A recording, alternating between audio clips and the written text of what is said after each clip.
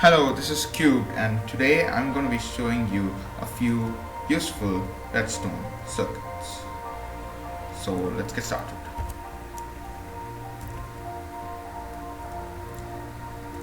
So first up, we have clocks.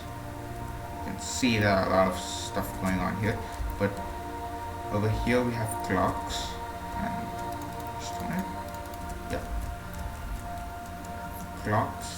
So this is the first design. You might recognize it's called the torch burnout clock. It just has a block underneath with 4 redstone torches around it. Solid blocks here, redstone there, and that happens. Next one, we have the hopper into hopper clock. I don't know what it's called. So you have two hoppers going into each other with a comparator taking output from them.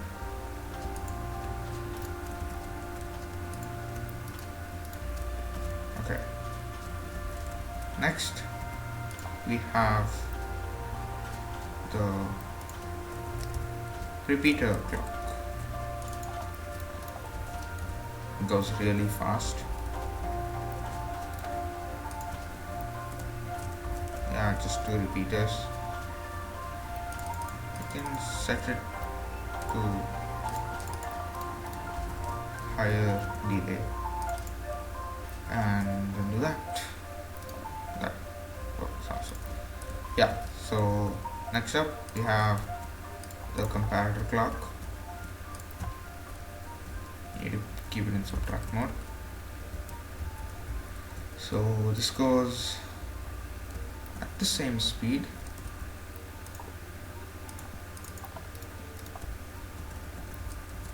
So as you can see, and yeah, the only issue is that you need to take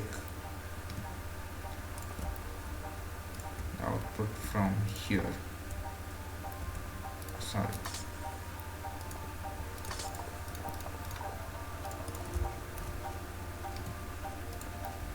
Take the output from here. Take it from here, you get a constant output.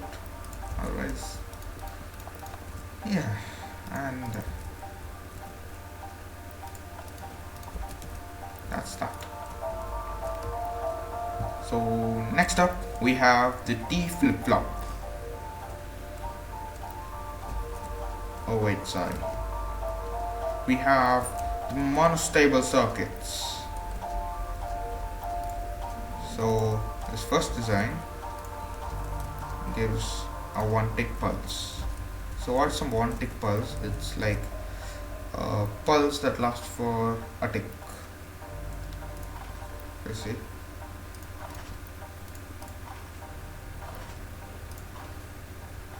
You see that? This is too quick. You can increase the delay of the repeater to increase the time. And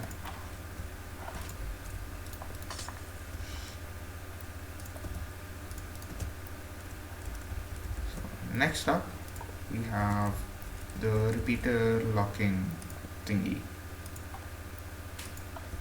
It's a falling edge monostable circuit, which means when the input is turned off, the output will be given. And the next one is the dropper hopper thingy with the comparator, of course. So the item moves that side when you power the dropper and then comes back using the hopper. So the comparator turns on because this thing would be there. So that's that. And next up we have the D flip-flops. So this doesn't work like that. So you need to get a one tick pulse, something like that. So what will happen is the sticky piston will spit the redstone block out of it, which means it will stay there and the block will retract. So what happens is it powers this redstone, and then you can do that again and it comes back. So say you give this example. This is the unstable circuit, gives one tick pulse. So you need a steady piston there, block, block, block, there, and there. Okay. Let's see, it goes so fast that happens. So that's the D flip-flop. Oops. Next one is the falling edge D flip-flop. This is the first D flip-flop I've learned. I don't know why I'm saying that, but I could not understand how it worked. So what happens is when you power this, this gets powered as well as this, so this stays unpowered. But then what happens is when this turns off, both of them retract, and in the next tick this turns on, so they like retract for one tick. So it's kind of glitchy. So yeah, you get it?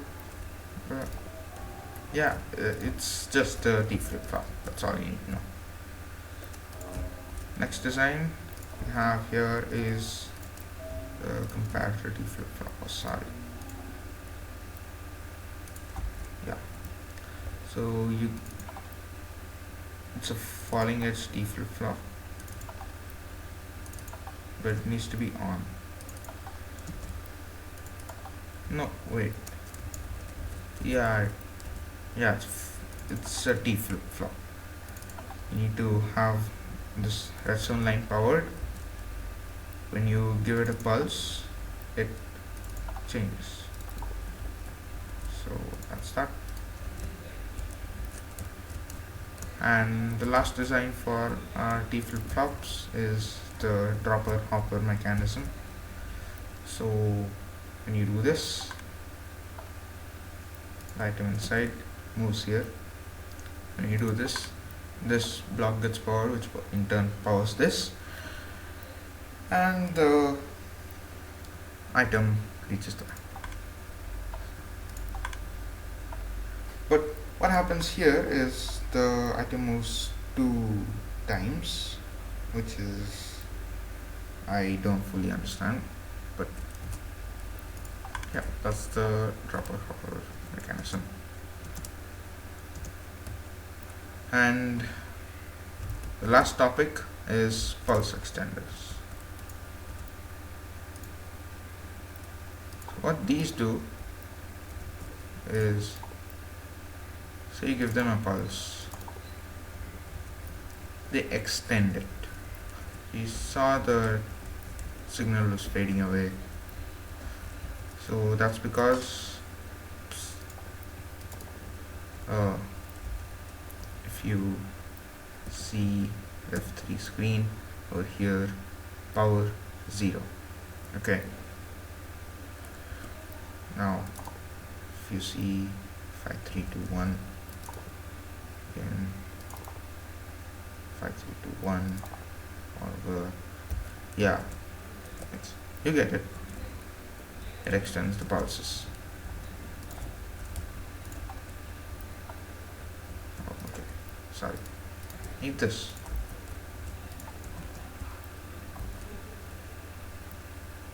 So that's another pulse extender. It's not a clock. This repeater is facing that side. These repeaters are facing that side, and it creates a long pulse. And finally, we have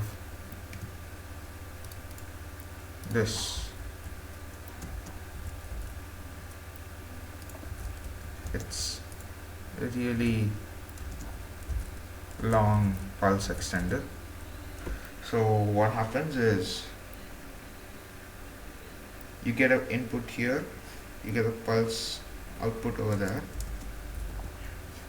So just wait until this finishes, and yeah.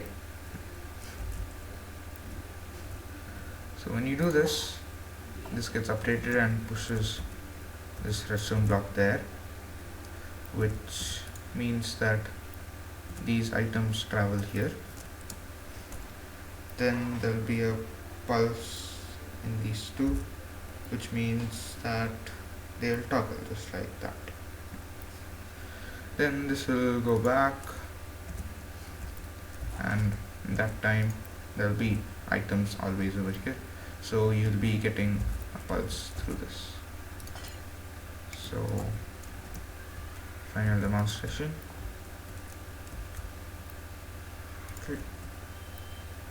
Click, and you get this for a long time. So you can basically fill the whole hopper and get a really long pulse. I don't think anyone would be wanting that. Yes, that's the end of that. And that. Now, last but not least, we have the mystery stuff. Yeah, these are basically the tips and tricks. What can you do if you can't do something else? It's to make stuff easier. So say you want a 1 tick pulse, just a regular 1 tick pulse, like that.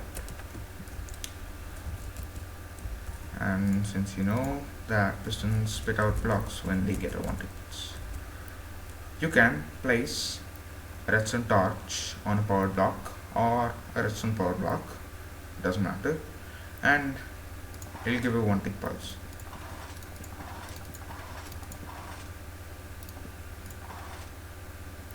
Instead of doing this, it's like pretty tedious, right? Okay, the next thing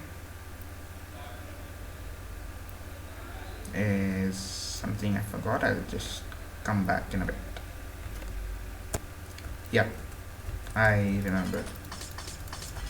So for this you need this space. So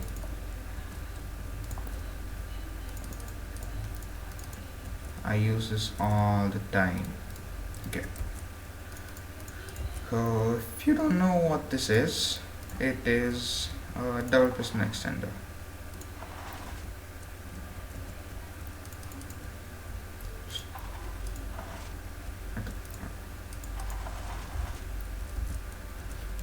So this pushes a block by 2 meters, 2 blocks, and retracts it back, just like that. So it's just 2 pistons with a block in the front, of course, and redstone dust. Repeater set to 4 ticks, repeater set to 2 ticks, and there you go. That's that. It is water, by the way, if you're wondering. And lastly, we have the logic gates. Yeah. Sorry. So This is the NOT gate. This is off, this is on, this is off, this is on, this is off. That's the NOT gate. It does what you don't do. Next up, we have the OR gate. So it takes two inputs and it turns on if this or that is on, or both, of course. And next up, we have the AND gate. If you don't know what an AND gate is, you'll get to know now. So these two are off, you don't get output. This one is on, you don't get output. This one is on, you don't get output. This and this is on, so you get an output. That's the AND gate.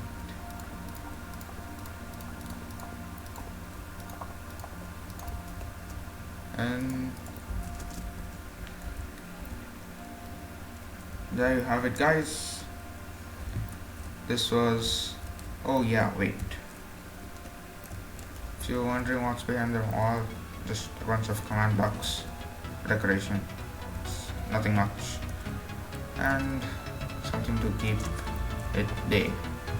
I don't like the game root, I don't like to use the game root, so again, thanks for watching. Bye.